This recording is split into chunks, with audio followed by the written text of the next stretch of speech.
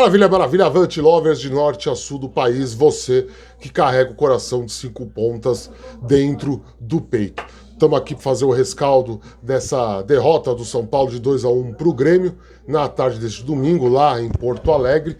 E assim, para começar a nossa análise de uma maneira bem sincera e franca, existem dois meios de você ver essa partida do São Paulo, propriamente dita. Você pode simplesmente até achar tudo horrível e vir aqui e espinafrar, né, de certa maneira, a atuação, detonar os jogadores, detonar o Zubeldia, detonar a escalação do Zubeldia, a maneira como o time se portou. E existe também uma maneira, vamos dizer assim, mais racional de que é um time que conquistou seu objetivo no Campeonato Brasileiro, não tem mais o que fazer na competição e por isso entrou de uma maneira acomodada dentro de campo. Não é mesmo? São essas duas situações, são exatamente, vamos dizer assim, esse antagonismo de posições do São Paulo que entraram em conflito no jogo deste domingo lá em Porto Alegre e que, para nós que analisamos, tentamos vir aqui, sentar e fazer uma análise coerente, uma análise mais séria, não tem como elogiar. Isso é fato, tá? Isso é fato. É um São Paulo que teve um primeiro tempo muito preguiçoso, que teve um primeiro tempo onde basicamente não jogou, deu espaços para o Grêmio, né? Deu as condições para o Grêmio articular sua jogada. Sorte que o Grêmio é um time deveras limitado, tá? A verdade aqui tem que ser dita, tem que ser falada. Se fosse um time melhor organizado taticamente, um time talvez sem tanta pressão, vamos dizer assim, por conseguir resultados para se livrar do rebaixamento, talvez a situação do São Paulo, pelo primeiro tempo exercido, se complicasse um pouco mais. Era nítido que alguns jogadores não estavam nem aí para o jogo. Né? Um São Paulo lento, um São Paulo espaçado na figura de alguns atletas, mas principalmente uma análise que a gente pode fazer muito clara é de que houve sim erros fundamentais de posicionamento, erros táticos que fizeram com que o São Paulo fosse para o intervalo com o resultado de 2-0. O principal deles que eu já destaco de cara aqui é a escalação do Rafinha na esquerda. Tá? Se por um lado o Rafinha não deixou a desejar no empate com o Atlético Mineiro, né? Por outro, é necessário que a gente olhe para a atuação de hoje e veja que não deu, não dava. Né? Não dava realmente para o São Paulo contar com o Rafinha. É um jogador que vai renovar o seu contrato até o final do Campeonato Paulista. Se na posição original, que é jogando pela lateral direita, a qualidade já deixa a desejar, na esquerda o Rafinha, mais uma vez, se mostrou improdutivo, se mostrou sem condições. Né? O Soteldo deitou e rolou ali por aquele lado do campo. Né? E de fato foi um jogo que o São Paulo sentiu, no primeiro tempo, sentiu muita a falta de um jogo melhor dos seus laterais, porque o Igor Vinícius na direita, ora, quando tinha que atacar, não atacava, quando tinha que ficar para se defender, não se defendia. Foi uma atuação confusa, apoiou muito mal no ataque, sobrecarregou o Lucas, né? Porque eu já tinha destacado isso no jogo contra o Atlético Mineiro, né? Quando o São Paulo vê os seus laterais não conseguindo render aquilo que precisam render, e é por isso que eu sempre bato na tecla, vocês vão sentir muita falta do Wellington ano que vem, se preparem, né? Uma frase parodiada lá do Arnaldo Tironi, do canal Arnaldo Tironi, né? Que, de fato, né, o Wellington consegue fazer um papel tático no time do São Paulo, o São Paulo vai ter muita dificuldade de conseguir sem ele. Né? E o Igor Vinícius, né, é uma peça que realmente vem deixando a desejar no time do São Paulo, e hoje, mais uma vez, deixou a desejar. Quando os laterais não jogam, o time do São Paulo se perde por completo. Basicamente, você tem um Alisson que consegue fazer. Eu sempre digo que o Alisson é um dos jogadores mais importantes do time do São Paulo. O Alisson consegue fazer essa saída de bola da defesa para o ataque, ele fica preso na marcação para dar esse suporte defensivo para a ala, no caso dele, a ala esquerda, com o Luiz Gustavo dando suporte na ala direita, e aí vira presa fácil para o adversário, né? O São Paulo foi encaixotado, teve seu ataque encaixotado pelo Grêmio no decorrer do primeiro tempo. O Grêmio jogou como quis, né? O Jeromel marcou como quis o André Silva, né? As outras peças ali do Grêmio não tiveram dificuldades em anular tanto o Luciano, que saiu muito para trás para vir buscar jogo, pela essa dificuldade da bola chegar, quanto o Ferreirinha, que estava completamente apagado no jogo também, né? Sem o apoio do Rafinha, sem a inversão, e tendo que fazer toda hora o facão para cortar para dentro, para buscar uma jogada, buscar alternativas de ataque do São Paulo. Não deu certo. São Paulo foi encaixotado, São Paulo tomou 2 gols bobos, poderia ter tomado ainda mais, o Rafael salva algumas bolas, a ineficácia do ataque do Grêmio pesou, poderia ter sido um placar mais dilatado, poderia ter sido uma vitória muito mais tranquila do Grêmio, se não fosse suas deficiências. Sorte do São Paulo. No intervalo, as alterações são feitas, né? O Wellington Rato entra muito bem, o Patrick entra muito bem, é aquilo que eu falo. O Patrick pode não ser o lateral dos sonhos de você que está indo me vendo do outro lado, mas é lateral de origem, é um jogador que sabe jogar na posição. E diante disso, dá uma diferença na articulação de jogo do São Paulo. O São Paulo ficou mais leve. O São Paulo conseguiu melhorar a sua quebra de linhas, conseguiu melhorar a sua posse de bola, né? O Lucas apareceu mais pro jogo, o Ferreirinha conseguiu articular bem, o Rato foi um diferencial, conseguiu penetrações, conseguiu boas jogadas. Sai o primeiro gol, o único gol, aliás, do São Paulo, que é do Luiz Gustavo, mas o fato é que algumas figuras em campo cresceram. Não só o próprio Luiz Gustavo, que começou a ter uma qualidade de passe para chegar mais à frente. O Alisson conseguiu chegar mais à frente, mas o André Silva também, com a defesa do Grêmio tendo mais quem se preocupar, tendo mais com quem marcar, ficou evidente que o André Silva é um jogador de muita qualidade, pode ser muito útil para o São Paulo no ano que vem. Principalmente por quê? Porque com espaço ele joga, ele sai da área, ele faz o paredão, ele tem posicionamento de centroavante, sabe cair nas pontas, sabe buscar o jogo como ponta de lança, sabe sair da área. Apareceu, né? Só que aí entra um outro lado negativo do São Paulo, desse São Paulo do Zubeldia nessa reta final de temporada, que é a posse de bola sem objetividade, né? O Bobadilla entra em campo, o William Gomes entra em campo de novo, para jogar como homem de referência da área, apesar de sair bastante, né? Houve um rodízio, vamos dizer assim, de atletas que atuaram ali como um falso 9, vamos dizer assim. Só que é aquilo lá, não é um Grêmio que já estava com o resultado a seu favor, se fechou na defesa, e o São Paulo repetiu as velhas artimanhas de manter a posse de bola, acertar o passe, conseguir quebrar a linha, mas não chegar ao último terço do campo com qualidade. Ficou no 2-1 e, na minha opinião, ficou barato. Por quê? Pelo primeiro tempo, era para o Grêmio ter já passado o trator, era para o Grêmio ter já garantido o resultado. Vamos fazer uma análise muito clara do que significa isso para o futuro do São Paulo, né? Essa derrota no Sul. Lembrando, esse resultado quebra uma sequência invicta do São Paulo no campeonato, né? O São Paulo estava a 5 jogos sem perder, mas está garantido na fase de grupo da Libertadores, então para efeitos matemáticos, para efeitos práticos de objetivo dentro da competição, não pesou muito. O que preocupa é o futuro. Mas antes, você sabe, eu tenho que fazer aqui o jabá da Nogueira Joias, apoiadora oficial aqui do Avante Meu Tricolor.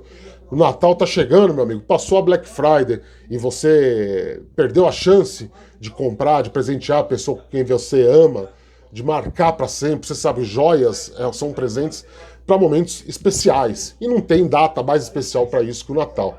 Não se preocupe com Black Friday, com essas coisas. Entra lá, tá aqui o QR Code na tela aqui. Você entra lá na página da Nogueira Joias da Shopee e vai ver a variedade de produtos dele, né? O catálogo deles de produtos com preços acessíveis, precinho que cabe no seu bolso, parcelamento fácil e o principal, como é vendido por uma plataforma de vendas, você vai ter a certeza de receber na sua casa o produto. Você sabe, joias é um negócio precioso, então você vai comprar na rua aí, corre o risco de você ser assaltado, né? corre risco de você comprar bijuteria. Não cai em golpe, meu amigo. Entra lá, vê a qualificação da Nogueira Joias. Você sabe, o Avante Meu Tricolor apoiar a receber o apoio de uma empresa é porque essa empresa tem credibilidade, assim como nós. Não estaríamos aqui colocando nossa credibilidade em risco, recomendando para você qualquer porcaria que seja. Então, cara, entra lá. Você sabe, pela Shopee tem garantia de entrega na sua casa, com a comodidade do seu lar, com parcelamento, lá com todas as facilidades que a Shopee te oferece. É o melhor meio de você conseguir presentear aquela pessoa que você ama, seu familiar, uma pessoa muito próxima, o amor da sua vida. Dê joias de presente, né? Para esse Natal aí, para ficar marcado para sempre. Aí você entra lá, vê o catálogo deles, escolhe a melhor opção para você, com garantia e segurança dentro do seu lar. Nogueira Joias, entra aqui no QR Code lá, tá? E fala lá nos comentários da Shopee que você veio pelo Avante Meu Tricolor, que você ajuda a gente também a mostrar que a força que esse canal tem, que é essa central multimídia de informações do São Paulo. Gostaram do termo, né? Tem. Nogueira Joias, entra lá, o Natal tá chegando, garanta antes, hein? Natal aí, final do ano, você sabe como é que é, o correio fica acumulado, as empresas de entrega têm 1 milhão de entregas para fazer, então se antecipe, cara. Aproveita aí agora o 13º aí, a primeira parcela, aproveita aí e entre lá e garanta o presente especial para marcar esse momento especial nessa data especial. Vamos lá. Rapaziada, é preocupante, porque para mim, de novo, eu não vou aqui ficar falando nomes, mas para mim ficou muito claro o desinteresse de parte de alguns dos jogadores do São Paulo na partida, e com esses 2 jogos restantes, um deles contra o Botafogo, em que o Botafogo disputa o título contra o rival Palmeiras. Ou seja, o que isso significa? É meio fato notório, talvez, que o São Paulo, não digo entregar o jogo, mas não vai ter aquele empenho habitual, porque não precisa fazer mais nada no campeonato. O Botafogo deu aquela mãozinha garantindo o São Paulo na fase de grupos. E não pode se deixar o Palmeiras ser tricampeão brasileiro seguido, um recorde que pertence ao São Paulo, né? Então, parece meio óbvio para mim um enredo nessa reta final de campeonato. São Paulo tem pela frente um Juventude que também luta para escapar do rebaixamento, consegue bons resultados fora de casa. Então, essa partida de quarta-feira do Morumbi não vai ser fácil. E para mim, misturado um pouco do desinteresse de algumas peças titulares do time já nessa reta final em que não tem mais nada em disputa, o São Paulo tem que pensar realmente em testar opções, testar variações dentro do seu plantel, dar oportunidade aos jogadores que não jogaram, fazer experimentações de formatações que não foram usadas, né? E eu não estou falando aqui pura e simplesmente de tirar Rafael e colocar Jandrei. Eu estou falando aqui de tirar Rafael para colocar Young, colocar o Leandro, né? Vamos testar o Riquelme, lateral esquerdo. Os meninos, ok, a gente sabe, os meninos amanhã tem a final da Copa do Brasil Sub-20 contra o Palmeiras. É um título importante para o São Paulo institucionalmente, ainda mais por serem em cima de um rival que virou meio que bicho-papão de base aí nos últimos tempos. Então o São Paulo tendo uma conquista dessa é significativa. Mas para quarta-feira, muitos desses garotos já podem ser utilizados no time principal. E eu, do Zubeldia, faria esse teste. Ryan Francisco, o próprio Ferreira, da base, o meia, fala-se tanto da necessidade do meia, então vamos armar um time com o meia para ver como é que fica contra o Juventude. Né? É evidente, eu disse isso no Twitter lá, você pode entrar lá, vai estar lá, de que eu não esperava uma escalação diferenciada dessa partida contra o Grêmio. Primeiro porque o São Paulo viajou para o Sul com a final da Libertadores em andamento. Ele desembarca em Porto Alegre sem saber que o Botafogo era de fato campeão. Então você tem todo um planejamento para a partida que impedia esse tipo de decisão de forma precipitada. E com os jogadores que estavam lá, né, de fato, você entra com reserva escancarado, sendo que os caras já trabalharam durante a semana, um time que não treinou. Só que o São Paulo desembarca, né, logo mais aqui na capital, treina nessa segunda-feira para a partida de quarta, última semana da temporada. E para mim, já é de se pensar ainda férias antecipadas para alguns dos nomes do elenco. O Lucas, por exemplo, é um jogador que está sobrecarregado, está estafado, está exausto, não aguenta mais. O Luciano é um jogador que está sobrecarregado, não aguenta mais.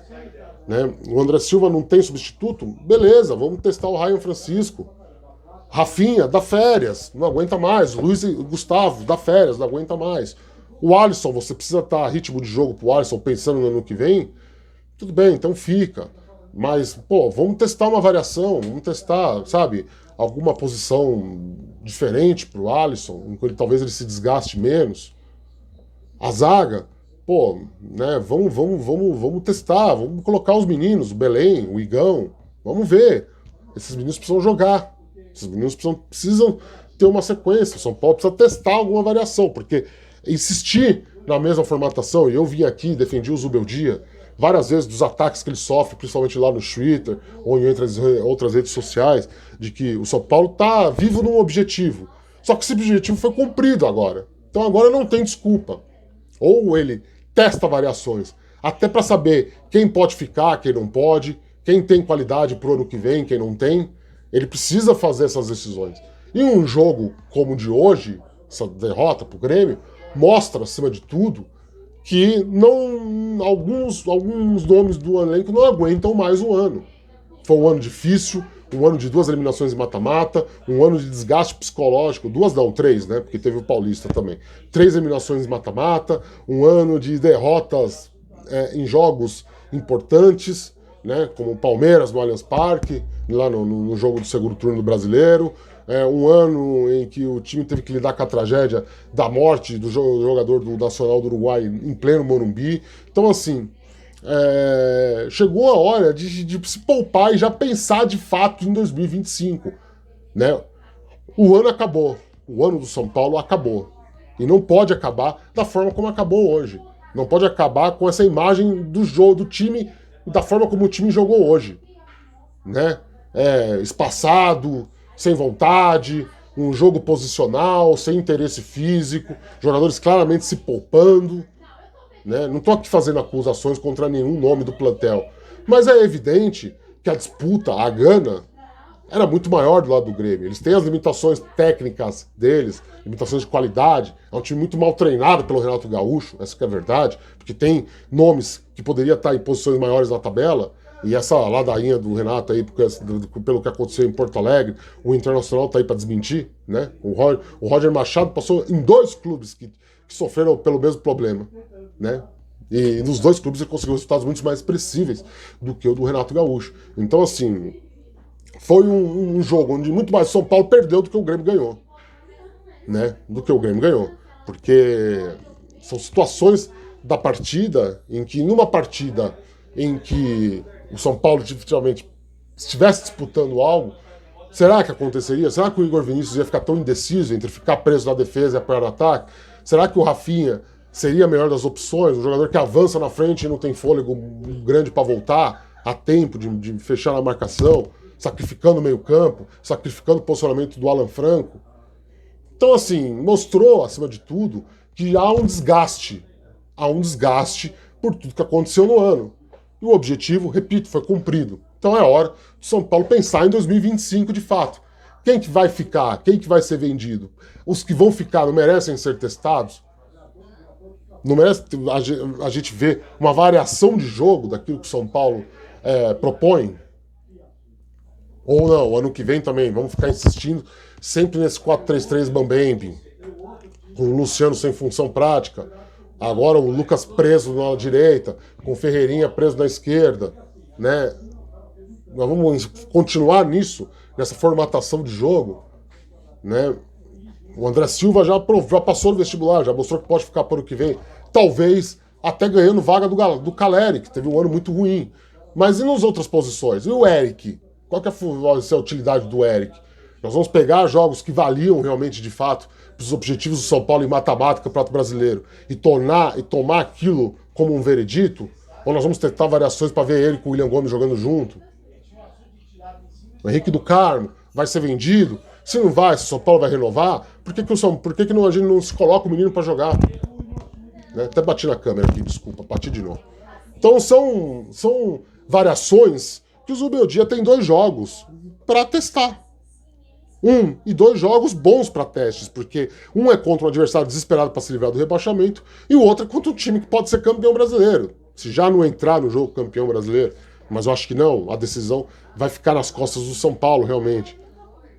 E são 2 partidas que, se por aventura o São Paulo perder, você alivia a parte das críticas da torcida, pelo menos tentou.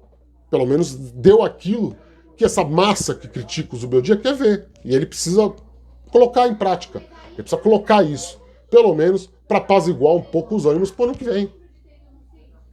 Não por simplesmente ficar insistindo com esses caras. Não adianta. Eu não gosto de demagogia, gente. Tá? Eu não gosto de demagogia. Para mim aqui, ó, o papo tem que ser reto. Eu sempre falo aqui nesse canal, lá nas minhas redes sociais, no Avante Meu Tricolor, o meu papo com vocês que estão aí do outro lado é reto. Sempre é reto e honesto. Aqui não tem enrolação, não tem ladainha. Vocês veem pelas nossas lives, vocês veem pelos mecanismos por qual vocês acompanham o nosso trabalho. Muitos de vocês estão aqui e aprovam esse tipo de postura. Eu acho que o clube também tem que mandar o papo reto. Seja pelas questões financeiras, que vão pesar, vem aí o maior déficit da história, 1 bilhão de dívida, dificuldade em contratar jogadores, tá?